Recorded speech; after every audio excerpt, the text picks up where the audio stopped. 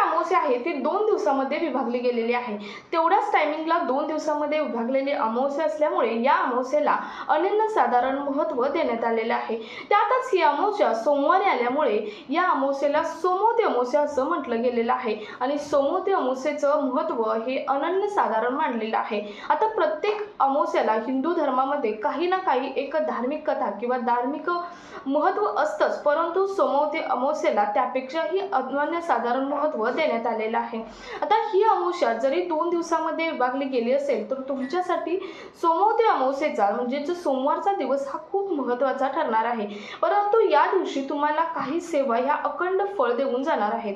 त्या सेवा कोणत्या असणार आहेत किंवा तुम्हाला कोणतं व्रत करायचं आहे, त्यामुळे तुम्हाला तुमच्या घरामध्ये सुख शांती आणि तुमच्या घरामध्ये धन संपत्ती प्राप्त होणार आहे किंवा अखंड शांती लाभणार आहे. काही घरामध्ये कटकट असते आणि अमावस्या म्हटलं की चालत आलेल्या परंपरेनुसार घरामध्ये भांडणे होतात किंवा अशांतता पसरलेली असते, कारण या दिवशी मानसिक चिडचिड होत असते. त्यामुळे बऱ्याच घरामध्ये वादसुद्धा होतात आणि हे होऊ नये किंवा घरामध्ये शांतता असावी, सुख असावं, आर्थिक बाजू चांगली राहावी यासाठी काही व्रत करणं किंवा काही सेवा करणं हे तितक्याच महत्त्वाचे असणार आहे. आणि त्या सेवा कोणत्या, अमावस्येला कोणत्या दिवशी तुम्हाला सेवा करायच्या आहेत, कशा पद्धतीची सेवा करायची आहे हेच आपण पाहणार आहोत या व्हिडिओमधून. तर नमस्कार, मी पूनम आणि तुम्ही पाहताय माहिती मोलाची. त्या अगोदर एक छोटीशी रिक्वेस्ट की आपल्या चॅनलवर जर नवीन असाल तर चॅनलला सबस्क्राईब करायला मात्र विसरू नका.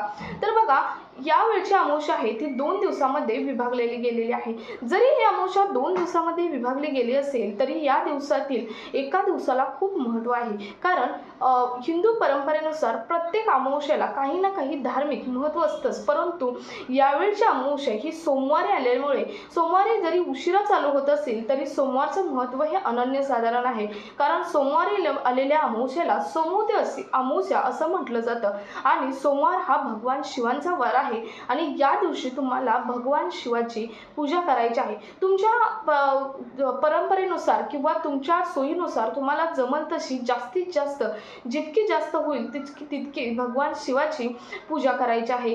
तुमच्या घराच्या आसपास भगवान शिवाचं कुठं मंदिर असेल तर तुम्हाला तिथे जाऊन पिंडीवरती तुम्हाला वेल किंवा दूध किंवा तांदूळ यापैकी फूल काही जरी वाहिलं तरी चालणार आहे, परंतु ओम नमः शिवाय ओम नमः शिवाय हा अखंड जप तुम्ही अमावस्या चालू झाल्यापासून तुमच्या तोंडामध्ये ठेवायचा आहे. या दिवशीची भगवान शिवाची पूजा हीच तितकीच महत्त्वाची मानली जाणार आहे. शिवाय तुम्ही भगवान शिवाची घरामध्ये सुद्धा पूजा मांडून तुम्ही पूजा करू शकता. तुमच्याकडे भगवान शिवाचा आणि पार्वतीचा जर फोटो असेल तर तुम्ही एकत्र पूजा केली तर तुमच्यासाठी अनन्यसाधारण आणि खास करून वैवाहिक स्त्रियांसाठी ही पूजा ही महत्त्वाची मानली गेलेली आहे. त्यानंतर दुसऱ्या दिवशी जेव्हा 14 जुलै 2026, आता या अमावस्या चालू कधी होणार आहे, सोमवारी संध्याकाळी 6:50 चालू होते आणि त्यानंतर मंगळवारी म्हणजे 14 जुलै 2026ला 3:12 दुपारी ही अमावस्या संपणार आहे. आता दुसऱ्या दिवशीचाही दिवस आहे. या दिवशी तुम्हाला सकाळी लवकर उठून खास करून ब्रह्ममुहूर्तावरती उठून तुम्हाला स्वच्छ पाण्याने गोमूत्र टाकून आंघोळ करायची आहे आणि त्यानंतर तुम्हाला पहिल्यांदा पितरांची सेवा करून घ्यायची आहे. आता पितरांची सेवा ही तुम्ही दक्षिणेकडे तोंड करून पितरांची सेवा करायची आहे आणि त्यानंतर पितरांची सेवा जेव्हा होईल तुम्ही कशीही तुमच्या पद्धतीने कोणत्याही प्रकारची पितरांची सेवा अनेक प्रकारे केली जाते, तुमच्यात कशी करतात त्या पद्धतीने तुम्ही पितरांची सेवा करू शकता. पितरांची सेवा कशी करायची हे याचा जर सेपरेट व्हिडिओ तुम्हाला हवा असेल तर तशी कमेंट करून सांगा, आपल्या चॅनलवरती तो व्हिडिओ पोस्ट केला जाईल. तर पहिल्यांदा पितरांची सेवा करायची, त्यानंतर पुन्हा एकदा आपल्या अंगावरून स्नान करून घ्यायचं आहे आणि नंतर देवपूजा करायची आहे. घरातील देवपूजा तुम्ही रेग्युलर करता त्याच पद्धतीची देवपूजा करायची आहे, परंतु त्यामध्ये भगवान शिव आणि पार्वतीची पूजा करणं विसरू नका. एकत्र पूजा केल्याने वैवाहिक स्त्रियांना तर त्याचा अत्यंत चांगला लाभ होतो किंवा नवरा बायकोंमध्ये भांडणं होत असतील किंवा वाद होत असतील कोणत्या ना कोणत्या कारणावरून तर ते सुद्धा कुठेतरी शांतता व्हायला तुम्हाला या पूजेचं महत्त्व आहे ते महत्त्व या पूजेतून तुम्हाला समजणार आहे.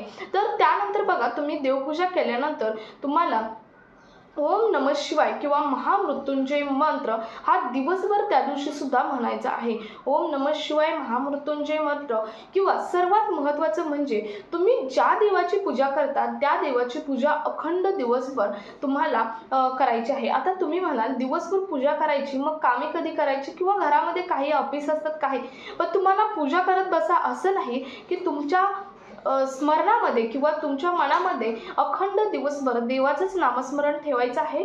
त्या दिवशी महत्त्वाचं म्हणजे अन्नदान, वस्त्रदान किंवा कोणत्याही प्रकारचं दान करणं याला पौराणिक धार्मिक परंपरेनुसार महत्त्व देण्यात आलेलं आहे. या दिवशी जेवढं दान जास्त करता येईल त्याच पद्धतीने तुम्ही दान करू शकता. म्हणजे तुमच्याप्रमाणे तुम्ही कसंही दान करू शकता. कोणी अन्नदान करू शकतो, कोणी वस्त्रदान करू शकतो. कोणत्याही प्रकारचं दान हे तुम्ही त्या दिवशी करू शकता. आता दान करणं हे सुद्धा तुमच्या घरातील मृत व्यक्ती असेल आणि त्याच्या नावावरून दान केलं तरी तुम्हाला त्याची अखंड फल किंवा एक पितृसेवा मानली जाणार आहे आणि तुम्हाला त्या सेवेचं फळ सुद्धा तितकंच लाभदायी ठरणार आहे. तर या दिवशी, या 2 दिवसामध्ये विभागली गेलेली सर्वात शेवटी निष्कर्ष असा आहे की तुम्हाला कोणतीच सेवा करायला या दिवशी जमली नाही तर अखंड 2 दिवस तुम्हाला नामस्मरण करायचं आहे. म्हणजे तुम्ही कामात असाल, कुठेही असाल तर अखंड तुम्ही 24 तास म्हणजेच 2 दिवसामध्ये विभागली गेलेली आहे. तुम्ही आदल्या दिवशी 13 तारखेच्या संध्याकाळी जवळजवळ 6:45 पासून दुसऱ्या दिवशीच्या 2:15 पर्यंत तुम्ही अखंड नामस्मरणात ठेवा. म्हणजे तुम्हाला याचं फळ नक्की प्राप्त होणार आहे. कारण जरी तुम्हाला प्रत्यक्षात सेवा करायला नाही जमली, शिवाची, पार्वतीची असेल किंवा कोणत्याही प्रकारची तुमच्या गुरूंची सेवा नाही करायला जमली तरी तुम्ही तुमच्या गुरूंचं, तुमच्या कुलदैवताचं तसेच ओम नमः शिवायचा मंत्र तुम्ही कायम म्हणत राहिला तर तुम्हाला प्रत्यक्ष सेवेचा लाभ हा मिळणार आहे. तर ही अखंड सेवा या अमावस्येला केली तर तुम्हाला प्रत्यक्षात फळ हे मिळणारच आहे. सो हा व्हिडिओ जास्तीत जास्त ठिकाणी शेअर करा. भेटूयात पुढच्या एका मोलाच्या माहिती समोर. तोपर्यंत धन्यवाद.